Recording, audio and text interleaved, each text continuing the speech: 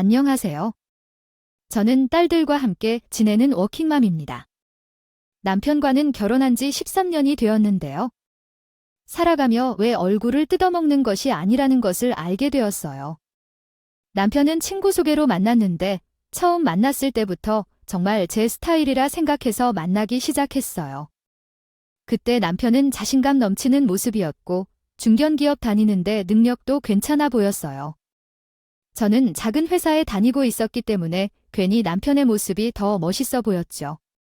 솔직히 둘의 큰 차이가 있는 것은 아니었지만 어쨌든 서로 마음에 들어 연애를 시작했고 결혼을 하게 되었어요. 다른 사람들이 하는 것처럼 그렇게 결혼하게 되었죠. 물 흐르듯 결혼 준비를 하게 되었어요. 근데 까놓고 보니 남편이 저보다 모은 돈이 적었고 집안 사정도 시댁이 조금 더 좋지 않았어요. 그렇다고 친정에서는 되게 잘 사는 것은 아니었지만 평범한 수준이라고 해도 시댁보다는 좀 더 나은 편이었어요.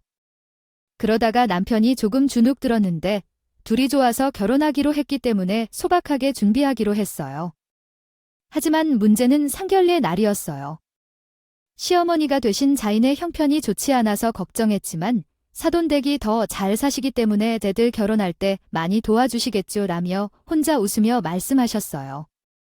남편도 눈치를 살피는 듯해 뭔가를 기대하는 눈빛이었지만 그리고 결혼은 서로 사랑으로 서로 이해하고 지내기로 한 것이기 때문에 그건 극복하면서 함께 나아가려 했어요. 친정아버지는 우리 때는 단칸방에서 시작하지 않았습니까? 우리 애들은 다 알아서 살게 키웠고 결혼 준비도 둘이 알아서 해야 된다고 생각합니다. 라면 정말 단칼에 거절했어요. 실제로 부모님은 오빠랑 나 두 남매에게 고등학교 어떤 지원도 해주지 않으셨거든요. 오빠랑은 학자금 대출을 받으며 학교 다녔고 그것 때문에 둘 다 취업을 일찍 했는데요. 저는 부모님도 안 받는 게 너무 당연해서 결혼도 우리 힘으로 하는 게 맞다고 생각했어요. 하지만 시어머니는 친정아버지가 말하는 것을 듣고 크게 실망했고 절 볼 때마다 너는 친정에서 잘 살면서 왜 도움도 받지 못해? 라고 이러고 저러고 하며 사돈도 딸 결혼하는데 너무 무심한 거 아니냐 등 은근히 마음에 안 드는 태도를 보이기 시작했다. 그러나 친정에서는 도움이 없다는 듯 도리가 없었어요. 다만 제보다 7살 많은 친정오빠는 프리랜서로 일하며 수입이 좋은 상황이었기 때문에 제가 너무 조촐하게 결혼 준비하는 것을 보고 마음이 좋지 않았던 것인지 모르겠지만 뒤에서 은근히 많이 도와주셨어요. 특히 남편에게 맞춤 정장도 한번 도와주셨는데 남편은 잘 받아들인 뒤 우리 형편은 이미 이 정도인데 형님이 너무 과하게 해주는 것 같다 는 식으로 이야기하셨어요. 일반적인 한국어 문법 구조를 적용하여 문장을 다시 작성해 드리겠습니다. 가방에는 한 소녀가 있었다. 통장에는 돈이 없었다. 지하철은 아주 혼잡했다. 나는 오늘 일찍 일어났다. 시댁에서 잘 챙겨주시더라고요. 그러나 남편은 그것도 마땅치 않게 생각했지만요. 아르에 비교되는데 형님은 나서서 그런 선물을 못하면 우리는 얼마나 눈치를 살피는지 그만 좀 하라고 하면 안 된다며 자꾸 친척 오빠를 의식하는 것이에요. 우리가 못해드릴 때 오빠가 해주니까 얼마나 좋아하냐고 좋게 생각하자고 했지만 남편은 듣지 않았어요. 점점 남편은 친척 오빠 능력 좋은 것을 질투하며 부러워하는 데다가 시댁에서 은근히 친척이 잘 산다 보니 이것저것 해주기를 바라는 눈치를 너무 피곤해 한 것 같아요. 그때 장모님은 너도 친척도 잘 살아으면서 부탁하는데 여행 한 번도 안 보내주냐고요? 그리고 중요한 날마다 선물도 안 주시고 누구 집인지 며느리가 너무 잘해준다고 하더라고요. 우리는 아들을 키우느라 얼마나 힘들었는데 이제는 아들의 덕도 좀 봐야 하지 않겠어라고 하시며 절 압박하기 시작했어요. 시댁에도 맡겨놓은 것처럼 자꾸 돈을 요구해서 문제였지만 남편도 시어머니한테 물들었는지 자꾸 처가를 도움을 바라는 눈치였어요. 사실 남편은 친정 오빠에 대한 자격지심에다가 시댁 압박에 못 이겨 한번 사고를 쳤기 때문이에요. 어느 날 갑자기 남편이 내가 사업하려다가 빚을 내놓았는데 몇 억 되거든. 혹시 처가의 도움 좀 받으면 안 될까라고 했어요. 제가 하는 말은요. 제가 계속해서 아들의 날벼락을 맡고 있는 것 같아서 남편을 자주 추궁했어요. 알고 보니 남편은 시댁이 가부장적인데 그럼에도 불구하고 혼자 대학을 다니고 단기 유학에도 지원을 받았더라고요. 나중에 알고 보니 시누이들은 시부모님과 사이가 안 좋아서 남편한테만 다 해줘서 그런 거였어요.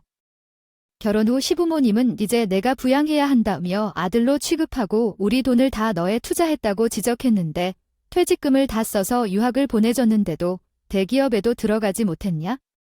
지금이라도 안정적인 직장을 찾든가 라고 시험을 보라며 몰아붙이거나 사돈 총각이 되라고 비난하거나 프리랜서로 잘 살아라.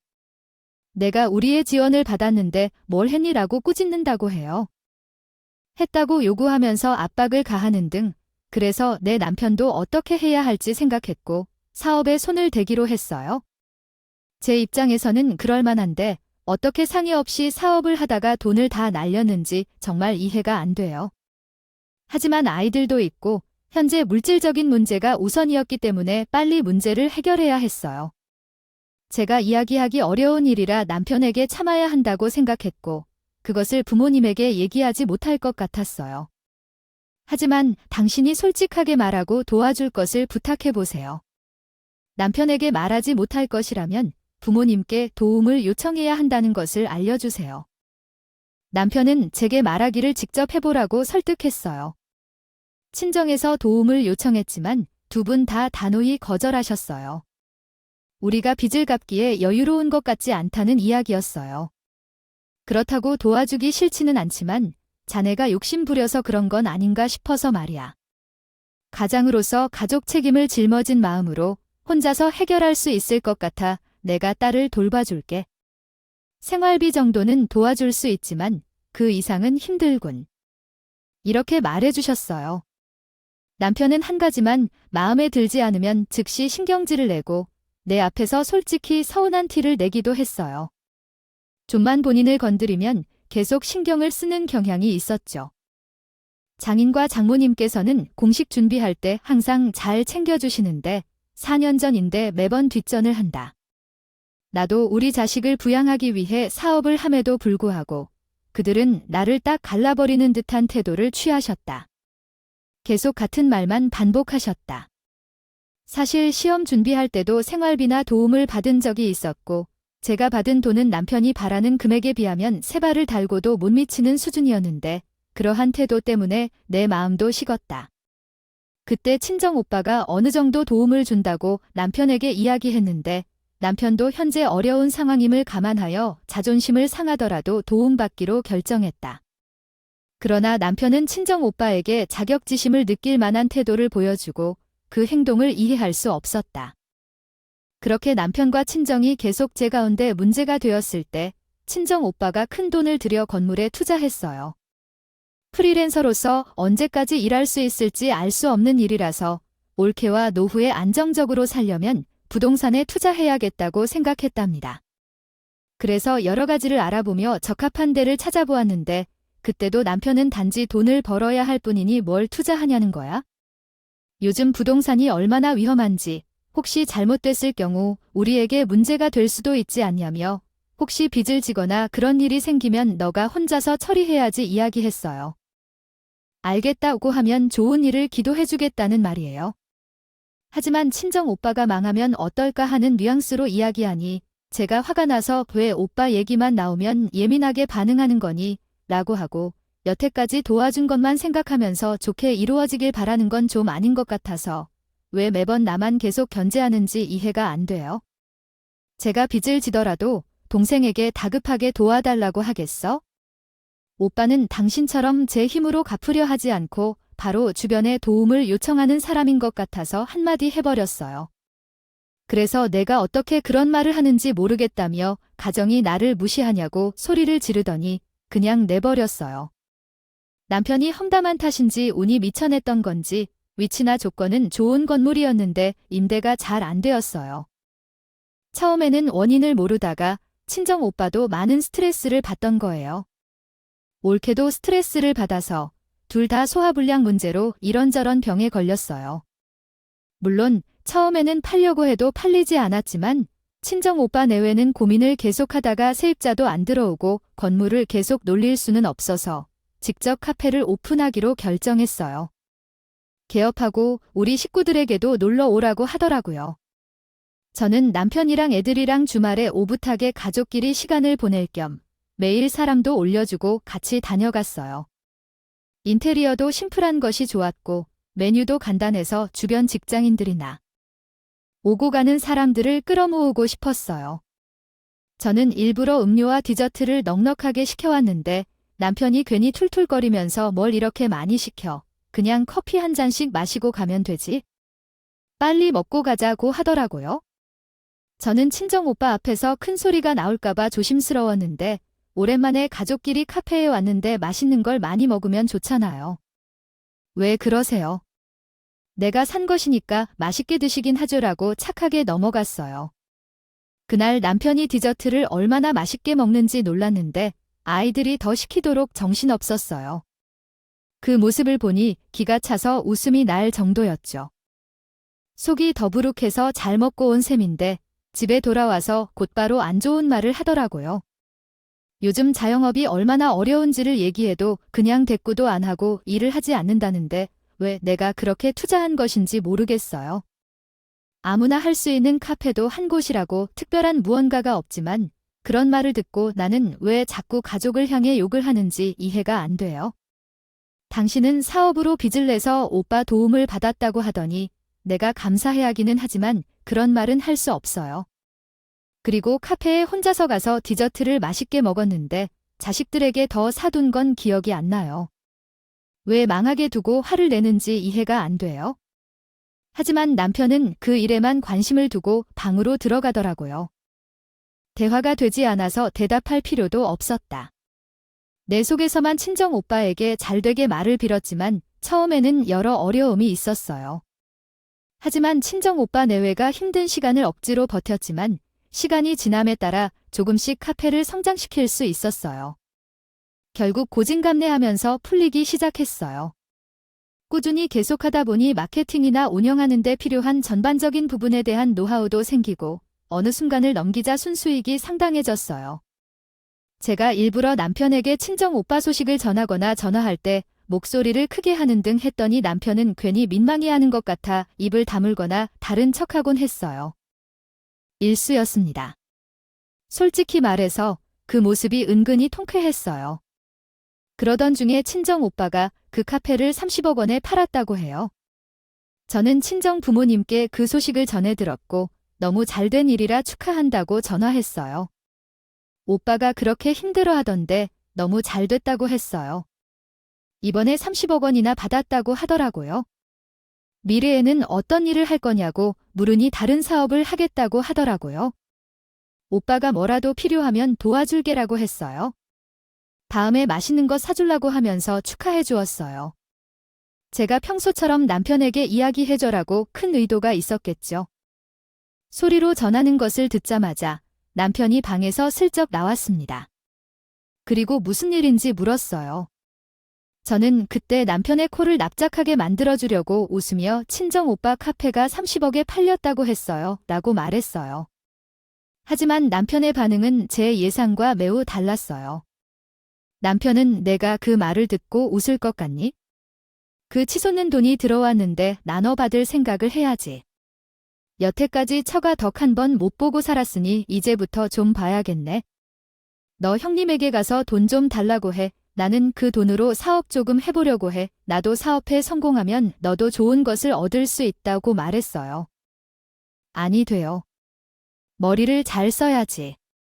그럴 땐 넘어가야 해. 머리가 둔하게 돌아가더라는 거예요. 그 말을 듣자마자 이게 정신이 나갔나 하는 생각이 들었어요. 저는 아니라고. 오빠가 장사를 잘해서 돈을 잘 번 건데 그걸 내가 왜 받아와? 그리고 처가가 떡을 못 봤다고. 오빠 아니었으면 내가 준 빚 때문에 집도 날아갔을 텐데. 지금은 누구 덕에 집이라도 건사하고 사는 건데. 무슨 말도 안 되는 소리를 해. 그럴 생각에 건실하게 열심히 노력해서 같이 벌자고 한마디로 잘라서 거절했어요. 하지만 남편은 계속해서 저만 보면 오빠한테 가서 돈을 받아오라고 하더라고요. 어린애가 댄스하는 것도 아니고 자꾸 돈. 거리를 지나친다. 정말 스트레스였어요. 제가 참을 수 없을 지경에 이르러 짜증이 나서 화를 내는데 갑자기 남편이 애들 방학이라며 애들이랑 함께 친정에 내려갔다가 와서 친정 오빠한테든 장모님한테든 무조건 돈을 받아오라고 해서 30억이 생긴데 그걸 날려 혼자 가져가겠다는데 가족끼리는 그런 것을 좀 나눠야 되는 거 아니야? 내가 말하고 싶은 건 아무것도 가져오지 않고 오면 너희 집에 발도 못 디딜 줄 알아. 돈이 생겼는데 그걸 쓰려고 하는 생각은 없고 축하 메시지만 전하며 집안 형편이 어려워진다거나 내가 빚내서 갚아야 하는 것을 얘기해야 한다. 저는 명령조로 한 적이 없는데 받아와라고 함부로 말은 나오지 마세요. 단호하게 거절했는데 남편이 시어머니에게 다 말했나 봐. 그래서 시어머니가 갑자기 저한테 전화하네요. 그러다가 남편도 같은 이야기를 했어요. 30억을 받고 카페를 팔았다면 우리한테도 먼저 말해줘야지. 우리도 축하하고 도울 수 있겠죠. 우리 아들이 어려운 시기에. 솔직히 사도 어른들이 땀을 흘려서 얼마나 억울했을지 알아요. 사돈 총각이 도와줬다는 소문을 들었지만 어른들이 그런 식으로 하는 건 아닌데요. 서로 돕고 도와주었다면 더 만나 제때에 갚았을 거예요.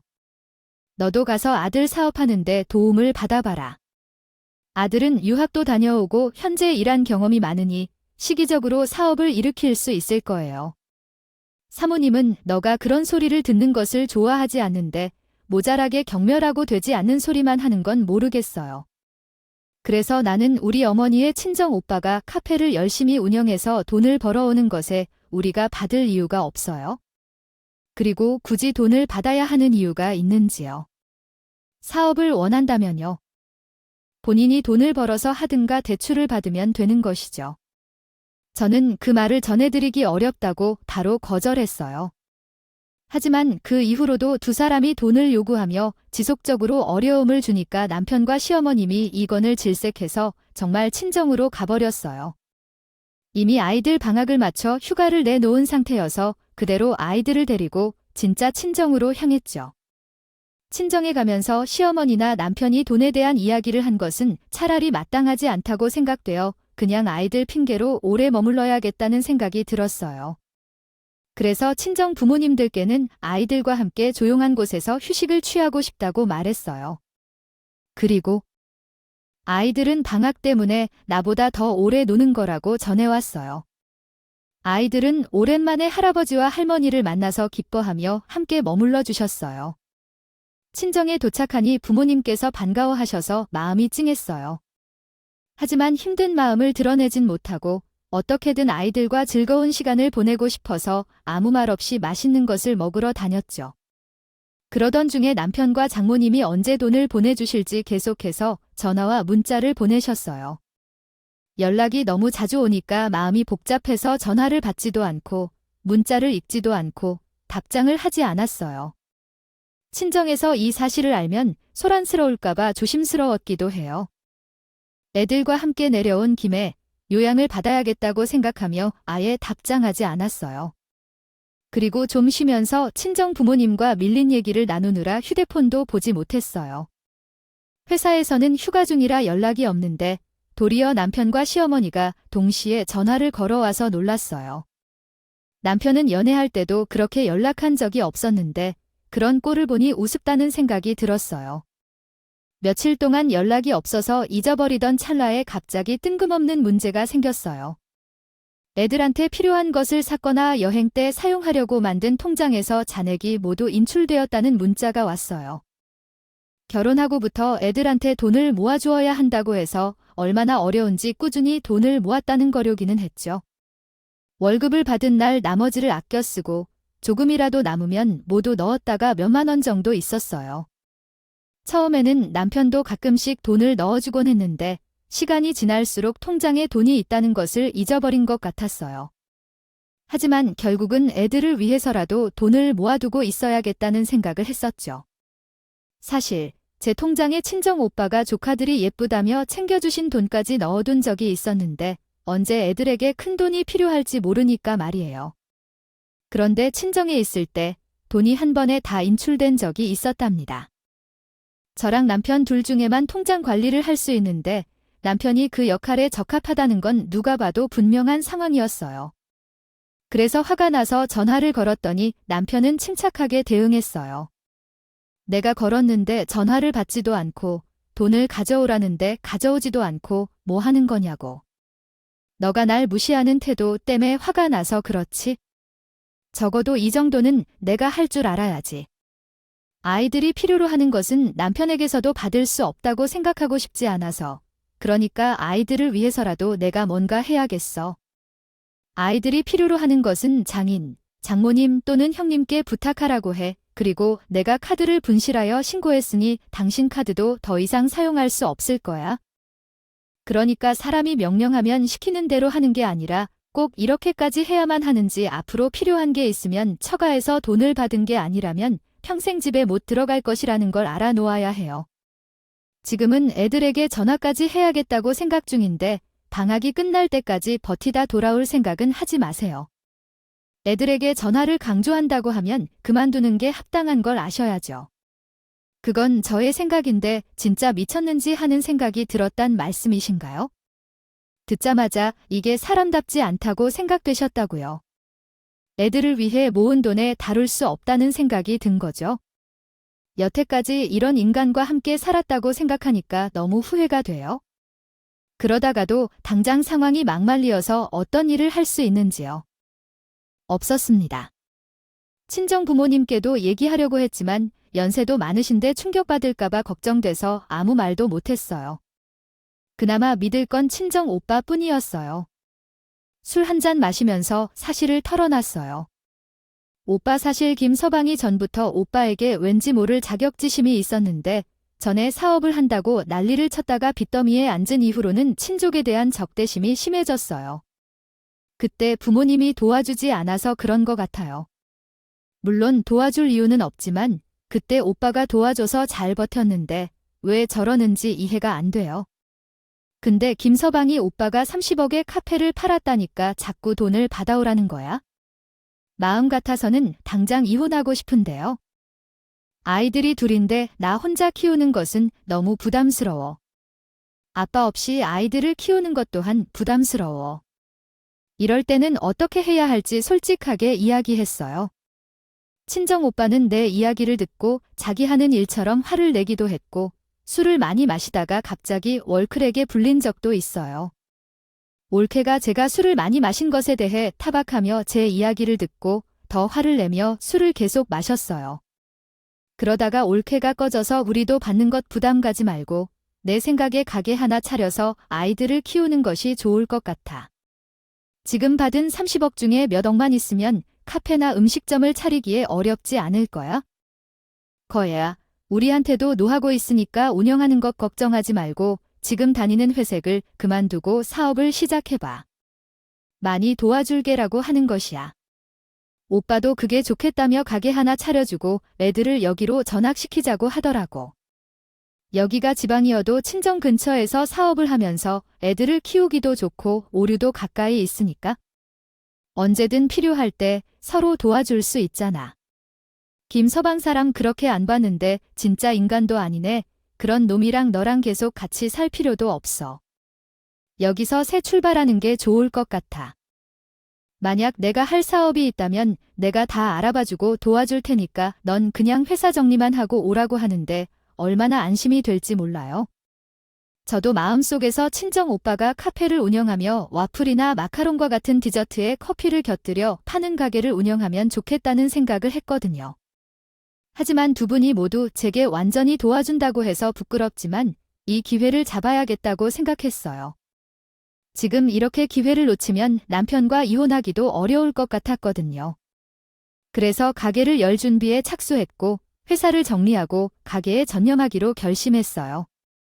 고맙고 미안한 마음이 섞인 마음으로 혼자 올 때도 있었지만 상황을 잘 이해해 주신 것 같아요. 올케는 가게를 운영하고 있어서 나중에 갚을 돈을 하겠다고 했고 친정 오빠도 잘 되면 디저트를 공짜로 달라고 웃으며 얘기했어요. 그때 저는 남편에게 전화를 걸어 당신이 말한 대로 친정 오빠에게 도와달라고 하니까 가게를 차려준다고 해서 현재 오픈 중이에요. 회사 정리가 끝나면 곧 내려가서 가게를 오픈할 거고 애들을 다른 학교로 전학시키려고 해요. 애들이 내 곁에 있는 것이 좋고 여기서 부모가 돌봐주면 학교 다니는데 어려움이 없을 것이라고 적당히 얘기했어요. 이 소식을 듣고 남편이 얼마나 좋아하는지 모르겠어요.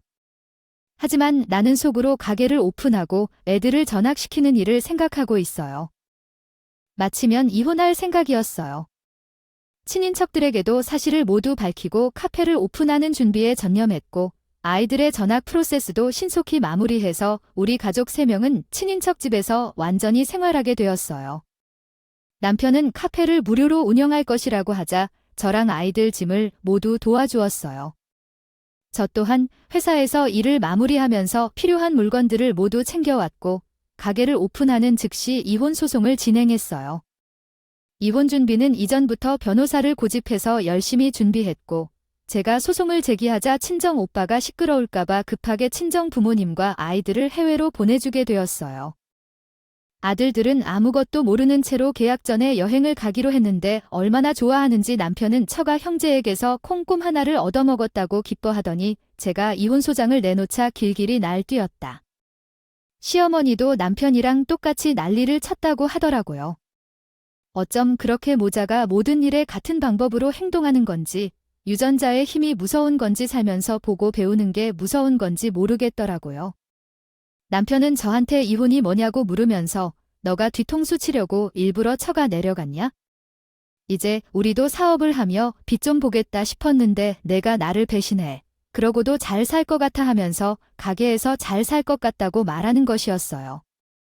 알아내기는 시간 문제일 뿐이에요. 내 몫을 돌려받을 테니까 그렇게 알아. 그래서 저는 당신 몫이 어디 있는지 다 있어야 하지만 오빠도 오늘 했고 명의도 오빠 명이지만 나는 그냥 월급쟁이인 사장이에요. 내가 처신을 잘했으면 오빠 성격에 어련히 뭔가라도 안 해줬을까 하고 생각해보듯이 비토 대신 갚아주는 사람이지. 모든 도움을 주었겠지? 내가 복을 다 차버렸다고 말씀하셨는데 하지만 남편은 그러게 전부터 내가 친정에서 잘 얘기해서 도움받았으면 좋잖아. 그리고 형님 돈도 제대로 받아오든가. 진작에 가게 하나 차려달라고 해도 내가 이렇게까지 해줄까요? 가장으로서 아들로서 살면 되겠죠. 얼마나 힘든지 알아. 넌 남자로 살기 어려움도 모르면서 왜 그런 말을 많이 하는지. 피해자인 척하던 것 같아. 결코 말로는 해결할 수 없는 이 문제에 대해 그냥 법대로 해야겠다고 한마디 하고 끝내버렸어. 결과적으로 그 절차는 내게 유리하게 마무리되었어. 그동안 남편이나 시어머니가 내게 잘못한 증거가 명백했고 게다가 남편이 이혼 소송을 시작하며 성질을 부린 것도 있었기 때문에 모든 상황이 내게 유리하게 풀렸어. 상황이 내게 유리하게 전개되자 남편이야말로 기혼은 좀 안 되겠지 라고 했어. 아무리 그래도 우리가 애를 둘씩 낳고 10년 넘게 함께 살았는데 이제 와서 하루아침에 헤어지다니 우리 부모님도 너무 충격받아 지금 힘들어하셔. 나도 애들을 보고 싶고 지금이라도 소송 그만하자. 우리 다시 잘 살아볼 수 있잖아. 나는 회사 다니고 당신은 가게 운영하면서 애들을 키우면 넉넉하게 살 수 있는데 왜 이렇게까지 해야 한다며 앓는 소리를 하더라고요. 하지만 나는 마음이 다 돌아섰고 친정에서도 완강한 태도였어요. 다들 저런 놈이랑 어떻게 같이 살았냐며 여태 참느라 많이 힘들었다며 속상하셨다고 하셨더라고요. 저도 이런 모습을 보여드리기 싫어서 최대한 재개할해서 처리해 왔다는 거예요. 하지만 이번에는 정말 남편의 선을 넘어버려서 도저히 참을 수가 없었어요. 그리고 친정오빠 내외가 도와줄 때 제 자리를 잡아야 했고 남편과 헤어지고 나니 애들도 더 잘 바르게 키워야 했거든요. 이번 기회를 놓치면 영영 후회할까 봐 이혼 소송을 그대로 진행했어요. 당연히 제가 승소했고 남편으로부터 위자료를 받았고 재산 분할도 깔끔하게 반씩했네요. 양육권과 채권도 전부 저가 가져가면서 10년이 넘는 결혼 생활에 종지부를 찍게 되었어요. 남편은 법원에서 나온 후에도 여전히 저에게 매달렸고 땅을 치고 후회하더라도 자꾸만 제 앞을 가로막으면서 이렇게 가버리면 난 어떻게 해야 하는 거야? 그동안 결혼 생활에서 나머지 것이 하나도 없는데 돈도 돈이고 아이들도 그렇고 아무것도 없어. 하면서 한참 동안 쟤를 물끄러워하더니 쳐다보더니 아무 말 없이 자리에서 일어나는 겁니다. 그런 남편 모습이 찜찜했어요. 제가 10년을 넘게 그 사람과 살았는데 저렇게 깔끔하게 끝나는 일이 아니라고 생각해요. 근데 역시나 제 초기 선택이 틀리지 않았는지 진짜 전 남편 덕분에 학을 떼는 일을 경험하게 됐습니다. 이혼 후 애드 키우미오 가게를 열심히 운영하고 있는데 어느 날 처음 보는 남자 하나가 우리 가게에 등장했어요. 들어오자마자 고래고래 소리를 지르며 자기 돈을 떼먹고 가게를 차리는 거냐며 남의 집 가정을 파탄내고 이렇게 편히 살 수 있느냐고 손가락질을 하며 천벌받을 거라 악을 쓰는데 황당한 걸 뛰어넘어 경악스러운 상황이라 순간 머릿속이 하얗게 비어버렸습니다. 결국 친정 오빠와 올케 언니가 불이 나게 달려와서 상황을 파악했죠. 저는 처음 보는 사람이라서 혹시나 친정 오빠와 관련된 사람인 줄 알았거든요. 근데 그 남자 입에서 아주 익숙한 이름이 들려서 전 남편인 이름 석자가 들리는데 뭐라 할 말이 없는 겁니다. 제 남편이 과거에 사업을 하기 위해 돈을 빌려갔는데 그 금액은 2억 원이었습니다. 그때 전 남편이 사업에 도움을 주려고 예전에 친정 오빠의 카페로 데려갔고 그때 비슷한 금액의 돈을 빌려줬지만 절반은 자신과 자신의 와이프가 사용할 돈이라며 돈을 갚을 때 걱정하지 말라고 했더군요. 그리고 이혼 소식을 듣자마자 제 남편이 돈 문제로 힘들어하는 것을 느꼈어요. 저는 곧바로 전 남편에게 전화해봤는데 그 사람은 거기까지 찾아왔다며. 그 사람은 완전히 나쁜 사람이지만 너무 퉁명스럽게 대하지 말라고 하더군요. 그럼에도 불구하고 몇 푼이라도 주고 보내는 것이 좋다며 그렇지 않으면 가게 앞에서 온종일 시끄럽게 농성을 일으킬 것이라고 했습니다. 하지만 제게는 도와줄 수 있는 돈이 없다고 했어요.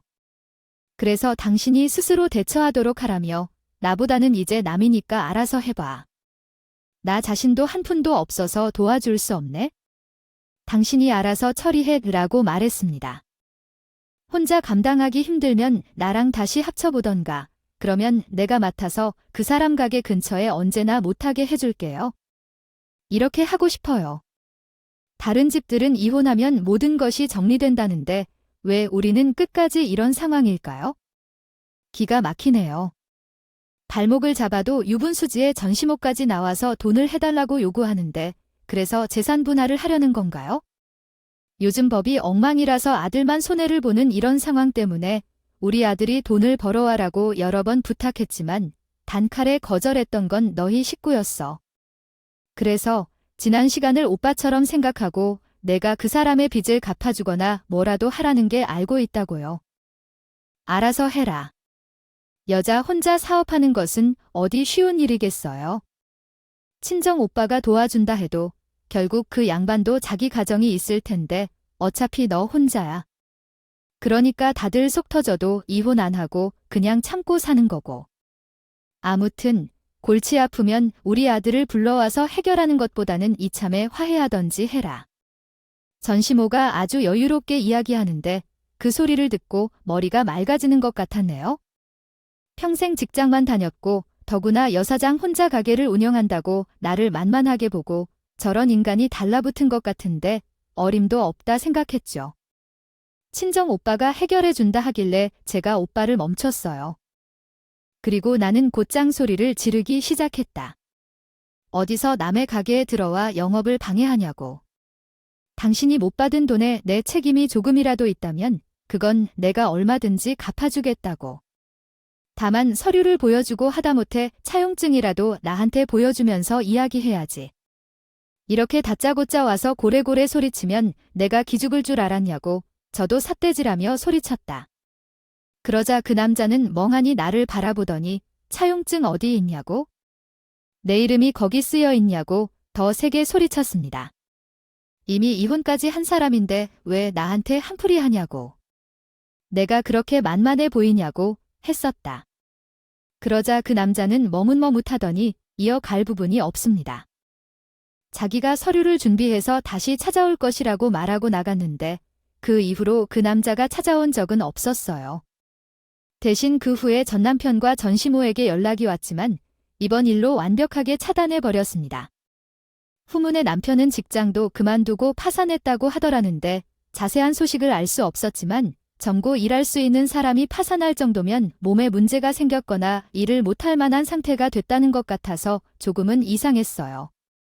어쩐지 어느 순간부터 애들을 만나러 오지도 않고 변호사에게도 별다른 연락이 없어서 경제적으로 어려워서 그랬나 봐요. 애들 아빠랑 이상한 짓을 하고 다닐까 싶었어요. 봐요. 그게 제일 걱정되는 부분이었어요. 하지만 남편한테 너무 질렸고 당시 시어머니도 저한테 못할 짓을 많이 하셔서 도와주고 싶다는 생각은 들지 않았어요. 남편이나 시댁에 정말 너무 질려서 신경 다 끄고 살아가고 있어요. 이제는 소식도 듣을 수 없긴 하지만요. 제가 그리 길지 않은 시간 동안 가정을 꾸려보니 정말 사람이 중요하다는 것을 알게 되었어요. 얼굴보다는 성품이 중요하단 걸 알았어요. 그리고 사람을 잘 알아보고 결혼했어야 했는데 그냥 좋아하는 마음만으로 결혼했으니 이런 사달이 생긴 게 아닐까 생각이 들었어요. 아무렇지도 않으면 뭐 하나요? 자격지심은 거지근성으로 똘똘 모인 전남편 같은 놈은 답이 없는 것 같아요. 혹시 자녀들에게 그런 유전자가 전해졌을까봐 교육도 엄격하게 진행 중이지만 어찌 되든 자녀들과 잘 지내려고 노력하고 있어요. 지금은 부모님, 오빠와 그 배우자분들 너무 잘 도와줘서 혼자 전혀 외롭지 않고 잘 살고 있는 것 같아요. 사연이 끈끈하긴 합니다. 결혼하고 제대로 여행도 못 다녀봤는데 지금은 가끔 주말마다 가까운 곳으로 놀러 가기도 하고 숨은 맛집을 찾아보고 고속도로 휴게소 투어도 하면서 즐겁게 살고 있어요. 경제적으로 살짝 힘든 것 같아도 마음이 잘 맞는 사람을 만난다면? 가정이 깨지진 않았을 텐데 그런 부분은 조금 후회가 되긴 해요. 그래도 그간의 경험이 절대 헛되지는 않겠죠. 앞으로 어떤 일이 나타나든 저 혼자서 충분히 다 할 수 있고 충분히 해낼 겁니다. 제 개인 이야기를 들어주셔서 감사합니다. 오늘도 저희 채널에 와주셔서 감사드립니다. 더 좋은 이야기로 찾아뵙겠습니다.